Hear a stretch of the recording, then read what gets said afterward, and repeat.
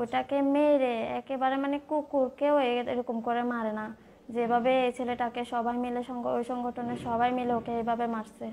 কিন্তু উনি হিন্দু, যারা হিন্দু থেকে মুসলমান হয়ে যায় তাদেরকে নিয়ে আসে ওখানে অত্যাচার করে। ওখানে যে যায় তার থেকে মোবাইল আর টাকা এই দুইটা জিনিস ওরা রেখে দেয়, যেন কারোকে ফোন দিতে না পারে, আর যেন টাকা থাকলে তো কেউ পালা যাবে, এই জন্য টাকাও নিয়ে ফেলে। চলে আসছি কোনো রকমে, কিন্তু এদেরকে আপনারা বাঁচান, ওরা মানে ওদের মেরে ফেলবে। অনেক মারে আমার চোখের সামনে, এভাবে যে ওদেরকে মারে আমি মানে অনেক কি বলবো, আমি নিজে তো বাঁচে আসছি, কিন্তু ওরা বাঁচবে না। ওখানে যতদিন না ওকে ডিভোর্স পেপারে সাইন করতেছে ততদিন ওখানে রেখে দেবে। তারপর ওখানে ওই মেয়েগুলাকে যখন মারছে তখন ওই মেয়েগুলাকে হুমকি দিছে যে ওরা যদি ওই পেপারগুলোতে সাইন না করে তাহলে ওদেরকে আরও মারা হবে, এবং জঙ্গল, ওখানে তো পার্বত্য জেলা, ওখানে অনেক জঙ্গল আছে, জঙ্গলের মধ্যে নিয়ে গিয়ে নির্যাতন করে ওখানে মেরে ফেলা হবে। ওরা এরকম হুমকি দেয়। ওটা রাঙ্গামাটি জেলা, রাঙ্গামাটি জেলা, নামটা জানি বাঙ্গালখালিয়া। হ্যাঁ হ্যাঁ হ্যাঁ, সনাতন ঋষি আশ্রম ওইটাতে। সনাতন ঋষি আশ্রম। হ্যাঁ হ্যাঁ। তো ওখানে আপনাকে 1.5 মাস আটকে রাখছে? হ্যাঁ 1.5 মাস আটকে রাখছে। এই 1.5 মাসে কি আপনাকে বের হতে দেয়নি? না, এখানে যে ঢুকে কখনো সে বের হতে পারে না।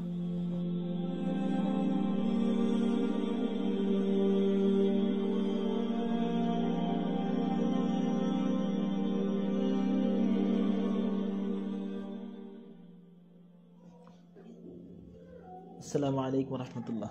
ওয়ালাইকুম আসসালাম রাহমাতুল্লাহি ওয়া বারাকাতুহু। আপনার নাম কি? জান্নাতুল ফেরদাউস জান্নাত। আপনার বাড়ি কোথায়? চট্টগ্রাম, আমাদের বাড়ি ফটিকছড়িতে। চট্টগ্রাম ফটিকছড়ি। আপনি ইসলাম গ্রহণ করছেন কবে? আমি ইসলাম গ্রহণ করছি 15 সালে। 2015-তে? জি। তো আপনি কি বিয়ে করেছেন? হ্যাঁ, আমি বিবাহিতা। আচ্ছা, ইসলাম গ্রহণ করার পরে বিয়ে করছেন না? জি। আপনার স্বামীর নাম কি? মোহাম্মদ ওবায়দুল্লাহ। মোহাম্মদ ওবায়দুল্লাহ। জি। আপনার স্বামীর বাড়ি কোথায়? মাইজদির আগে রমজান বিবি। নোয়াখালী মাইজদি? হ্যাঁ। নোয়াখালী জেলা মাইজদির আগে রমজান বিবি।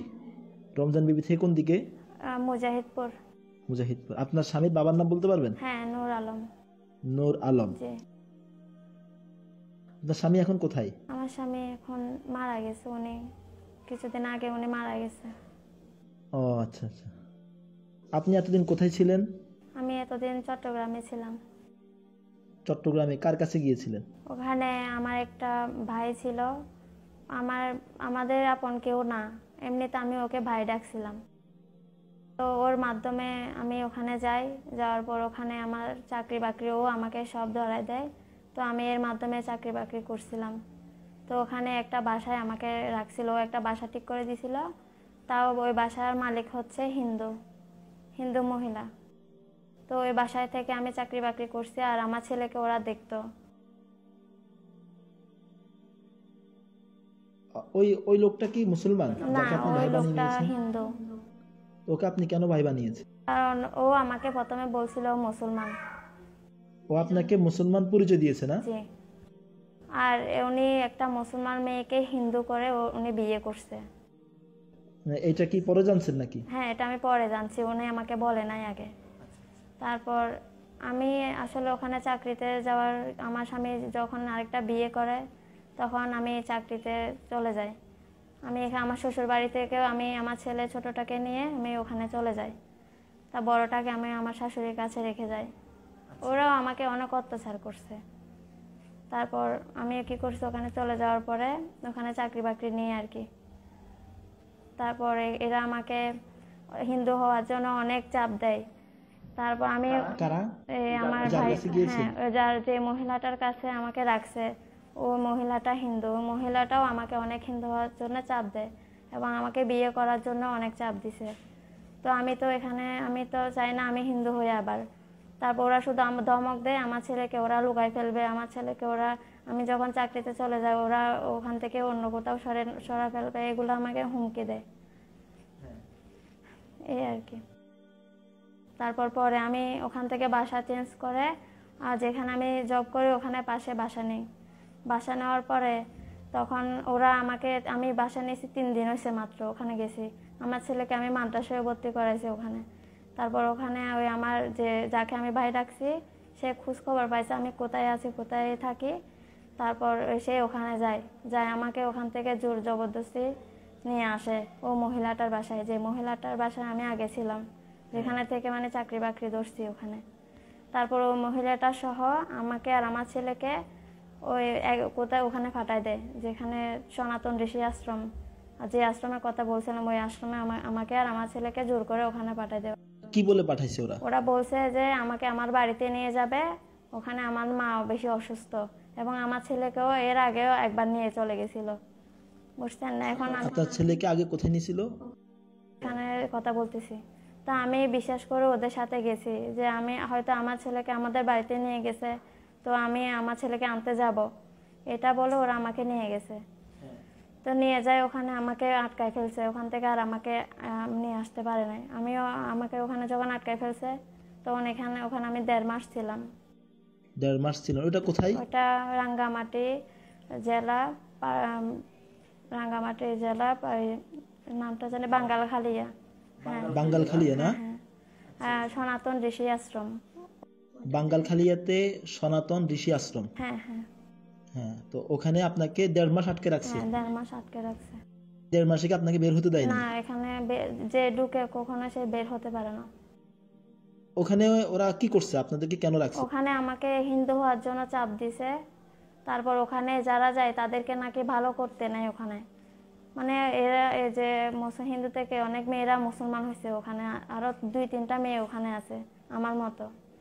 হ্যাঁ, এদেরকে কি বন্দি করে হ্যাঁ, রাখছে? ওদের মা বাবা ওদেরকে ওখানে নিয়ে যায়। ওখানে একটা বুড়ো মানুষ আছে, মানে ওই মানুষটাকে সবাই গনে। ওই মানুষটা হচ্ছে ওখানে মানে বাবা বলে সবাই ওটাকে বাবা নামে সবাই চিনে, এবং ওখানে অনেক সম্মান করে ওনাকে ওখানে, মানে একজন মানিগণী লোক আর কি। তো ওনার কাছে সবাই আসে, সবাই যায় ওনাকে, ওখানে মুসলমানরা পর্যন্ত ওনাকে অনেক করে, শ্রদ্ধা করে। কিন্তু উনি যারা হিন্দু থেকে মুসলমান হয়ে যায় তাদেরকে নিয়ে আসি ওখানে অত্যাচার করে, এমনকি মারধর অনেক খারাপভাবে মারে মেয়েদেরকে। ওখানে এখন কতজন আছে এরকম ওখানে এখন মুসলমান হওয়ার পরে বন্দী হয়ে আছে? 4 জন, 3 জন মেয়ে, তারপর আরেকটা ছেলেটাকে নিছে কিছুদিন আগে, 2-3 দিন আগে নিছে। ওটাকে মেরে একেবারে, মানে কুকুরকেও এরকম করে মারে না, যেভাবে এই ছেলেটাকে সবাই মিলে ওই সংগঠনের সবাই মিলে ওকে এইভাবে মারছে। আপনাদের সামনে হ্যাঁ, মারছে? আমাদের সামনে মারছে। ওখানে একজন মহিলা পুরো অজ্ঞান হয়ে গেছে, মানে ছেলেটাকে যে এইভাবে মারছে এটা দেখে। হিন্দু মহিলা অজ্ঞান হয়ে গেছে? হিন্দু মহিলাটা হচ্ছে ওখানে যে মেয়েটা হিন্দু থেকে মুসলমান হয়েছে, ওই মেয়েটার মা, যেটা অজ্ঞান হয়েছিল ওইটা।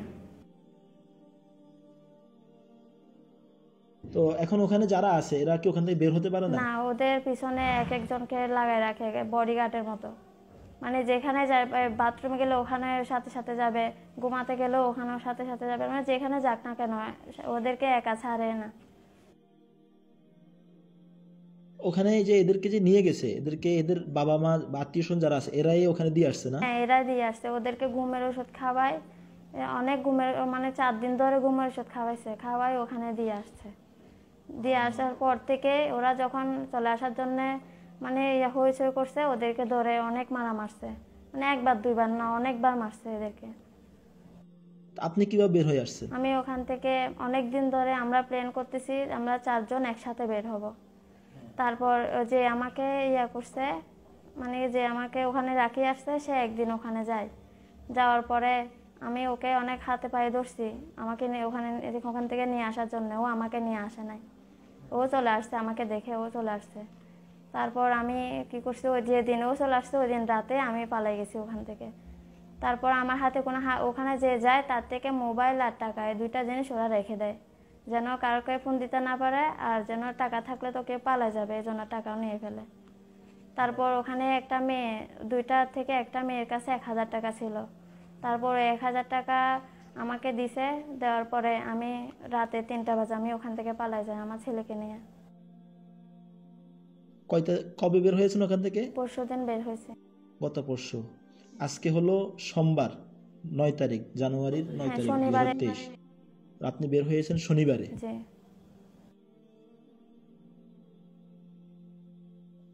ওখানে অন্য যারা আছে এরা কি বের হওয়ার জন্য চেষ্টা অনেক করে? চেষ্টা করে ওরা। আমরা তো একসাথেই বের হতাম, কিন্তু আমরা প্ল্যান করছি আমরা বের হব। এর মধ্যে ওই যে ছেলেটা মুসলমান হয়েছে 3 বছর, ওর ছেলেটার মুসলমান হওয়ার বয়স। এখন তাকে তার বাবা শ্রাদ্ধ বলে তাকে বাড়িতে ওর বড় ভাইয়ের নিয়ে যায়। নিয়ে যাওয়ার পরে তারা জোর করে ওই ছেলেটাকে ওই ঋষি আশ্রমে রাখতে চায়। রাখার পরে তাকে তো অনেক মারধর করছে। তারপর পরের দিন পালায় চলে গেছে, মানে আগের দিন একে মারধর করছে, ওখান থেকে পরের দিন পালায় চলে গেছে রাতে। তারপর ওকে কি করছে, বাজারে, বাঙ্গানহালিয়া বাজারের মধ্যে এক নামে, তো ওদের যদি একটা ফোন দেয় তাহলে ওদেরকে আটকায় ফেলে, যে পালিয়ে যাক না কেন ওখানে ওদেরকে আটকায় ফেলে। তারপর ওর কাছে টাকা ছিল না বিদায় ও পালাতে পারে নাই। ও রাতে 3টা বাজে ওকে নিয়ে ধরে আবার নিয়ে চলে আসছে আশ্রমে। আশ্রমে ছেলে কতগুলা থাকে ত্রিপুরা, ওদেরকে দিয়ে আবার রাতে 3টা বাজে ওই ছেলেটাকে আবার ধরে নিয়ে চলে আসছে। কিন্তু এগুলা তারপর ওকে এমন আবার মারছে, মানে শুধু নিঃশ্বাসটা বা আছে, মরা না হলে সে মরে যেত। তারপরে সে বলতেছে আমি ইসলাম ছাড়বো না, আমি হিন্দু কখনো হব না। সে তারপরও করে না। এখন এরা তো মেয়ে, আমি তো বা চলে আসছি কোনো রকমে, কিন্তু এদেরকে আপনারা বাঁচান, ওরা মানে ওদের মেরে ফেলবে। অনেক মারে আমার চোখের সামনে, এভাবে যে ওদেরকে মারে আমি মানে অনেক কি বলবো, আমি নিজে তো বাঁচিয়ে আসছি, কিন্তু ওরা বাঁচবে না। ওখানে যতদিন না ওকে ডিভোর্স পেপারে সাইন করতেছে ততদিন ওখানে রেখে দেবে এবং অত্যাচার করবে।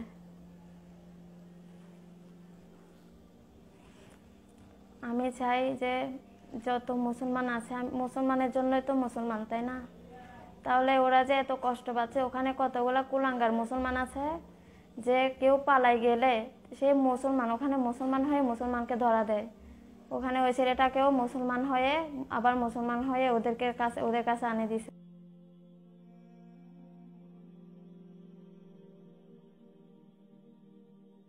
হ্যাঁ, মুসলমান পরিচয় দিয়েছে আমাকে। হ্যাঁ, এভাবেই করে। তো আমার একটা অনুরোধ যে এরকম কোনো কাউকে যে ইচ্ছাতে মুসলমান হয়েছে তাকে কেন এভাবে নির্যাতন করে, যে মন থেকে মুসলমান হয়েছে তাকে কিভাবে এরকম নির্যাতন করে কি ইয়াতে ফিরে আনতে পারে? জীবনও পারে না। যেমন আমার সাথে অনেক কিছু হয়েছে আমার জীবনে, আমি অনেক শাস্তি পাইছি, অনেক কিছু হয়েছে আমার সাথে। আমার স্বামী, আমার শ্বশুর বাড়ির লোকেরা আমাকে অনেক কষ্ট দিছে, তারপর আমি ইসলাম ছাড়ি নাই। আমি তারপরও আমাকে অনেক লোক দেখাইছে, আমার মা বাবা আমার সবাই, তারপর আমি ইসলাম ছেড়ে যাই নাই এবং যাবও না। আমি যেন ইমান নিয়ে মরতে পারি। সবার থেকে শুধু এতটুকুই আমার চাওয়া যে মেয়েগুলাকে একটু ওখান থেকে নিয়ে আসা হোক। আর হ্যাঁ, ওখানে যে মেয়েগুলা আছে ওই মেয়েগুলাকে 12 তারিখের মধ্যে ওদেরকে নিয়ে আসতে হবে, কারণ ওখানে 12 তারিখের মধ্যে যদি ওদেরকে না আনে তাহলে ওদের অনেক বড় ক্ষতি হয়ে যেতে পারে। যেমন ওদের ওখানে যে মেয়েগুলোর সাথে যে ছেলেটার বিয়ে হয়েছে ওদের ডিভোর্স পেপারে সাইন করানো হবে।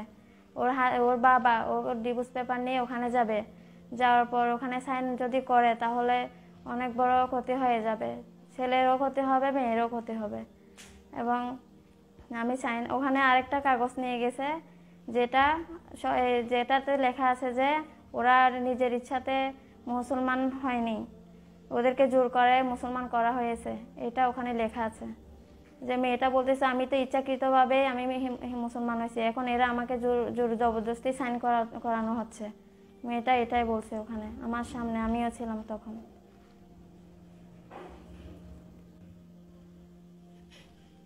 আমাকে ওখানে নিয়ে যাওয়ার পরে আমাকে আগে মারছে ওরা। যখন আমি ওখান থেকে চলে আসতে চাই তখন আমাকে ওরা অনেক মারছে।